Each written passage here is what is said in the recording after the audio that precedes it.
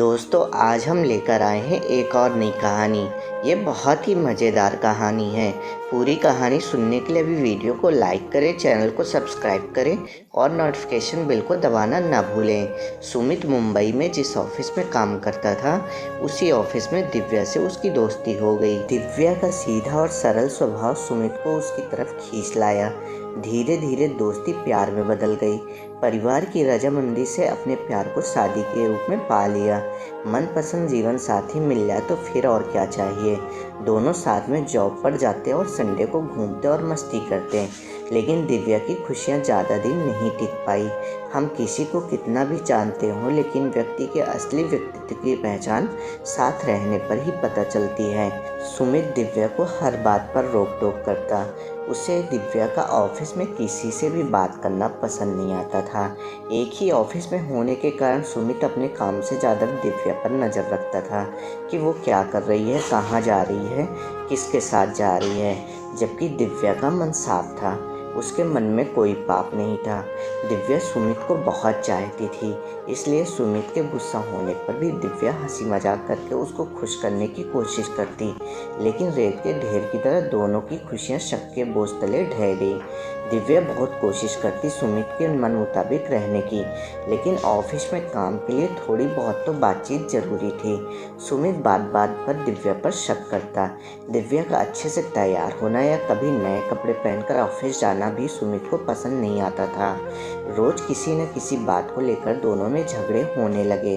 अपनी गृहस्थी बचाने के लिए दिव्या ने नौकरी को छोड़ दिया, लेकिन सुमित के शक का अंत नहीं हो पाया। कविता घर में अकेली बोर हो जाती, घर उसे काटने को दौड़ता। दिव्या अब ये घुटन भरी जिंदगी और नहीं जी सकती थी। उसने सुमित से कहा, मैंने बहुत कोशिश की लेकिन तुम्हारे शक को मिटा नहीं सकी। दुनिया में सभी बीमारी का इलाज है, लेकिन शक की बीमारी का कोई इलाज नहीं है। मैं अपनी माँ के पास जा रही हूँ, कम से कम वहाँ खुलकर सांस तो ले सकूंगी। सुमित ने दिव्या को रोकने का प्रयास नहीं किया। दिव्या भोपाल आ गई। अपनी बोरियत दूर करने के लिए माँ के कहने पर नौकरी करने लगी।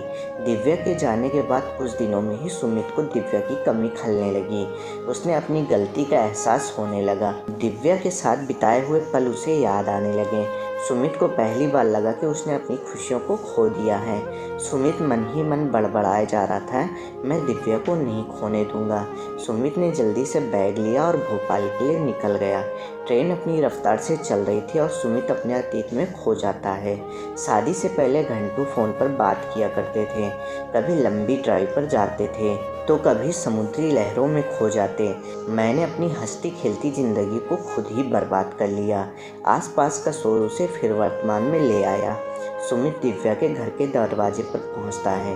घंटी बजती है। जैसे ही दिव्या गेट खोलती है, सुमित को देखकर चौंक जाती है, लेकिन तुरंत आंखें फेर लेती है। दिव्या, मैं तुम्हें लेने आया हूँ, चलो, तुम्हारे बिना मैं बिल्कुल अकेला हो गया हूँ। दिव्या, मेरी गलतियों को माफ़ कर दो, मैं गलत था। तुमने हमेशा अपना घर बचाने की कोशिश की, लेकिन मैं तुम्हारे अंदर के दर्द को देख नहीं पाया। मेरी गलती माफ़ी लायक तो नहीं है, लेकिन प्लीज़ मुझे माफ़ कर दो। सुमित एक सांस में सब बोल गया। दिव्या ने सुमित की ओर देखा। उसकी आंखें आंसुओं से भरी थी। दिव्या के मन का प्यार एक बार फिर बाहर आ जाता है। वो सुमित को गले लगा लेती है और बोलती है, हमारे प्यार की डोर इतनी आसानी से नहीं टूटने वाली। दिव्या की माँ भावुक हो जाती हैं। सुमित बोला, मम्मी, हम लोग अपने घर मुंबई जा रहे हैं, आप हमें अपना आशीर्वाद दो ताकि हम अपनी खुशहाल ज़िंदगी की फिर से शुरुआत कर सकें। सुमित और दिव्या खुशी खुशी मुंबई के लिए रवाना हो जाते हैं। दोस्तों, हमें बेवजह किसी पर शक नहीं करना चाहिए, नहीं तो रिश्ते कमज़ोर हो जाते हैं।